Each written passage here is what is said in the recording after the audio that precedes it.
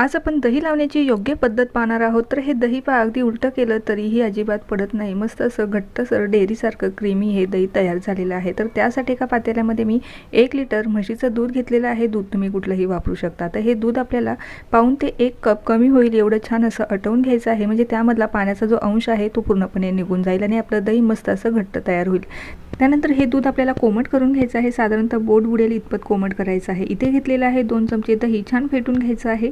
इथे मी मातीच्या भांड्यामध्ये हे दही लावणार आहे. तर तुम्ही स्टीलच्या कुठल्याही भांड्यामध्ये हे दही लावू शकता. आता लगेचच जे कोमट केलेलं दूध आहे या भांड्यामध्ये टाकून घ्यायचं आहे आणि 5 ते 7 तासासाठी आपल्याला हे सेट होण्यासाठी ठेवायचं आहे. झाकण ठेवून देऊया आणि उबदार ठिकाणी ठेवून देऊया. तर आपल्याला हे अजिबात उघडून बघायचं नाही. 5 ते 6 तास. तर 5 ते 6 तास झालेले आहे. 2 तासासाठी मी याला पुन्हा एकदा फ्रीजमध्ये ठेवलेलं होतं. तर मस्त असं क्रीमी घट्टसर दही इथे तयार झालेलं आहे. तर संपूर्ण रेसिपी अश्विनी अन्नपूर्णा किचन या यूट्यूब चॅनलवरती अपलोड आहे. तर नक्की भेट द्या.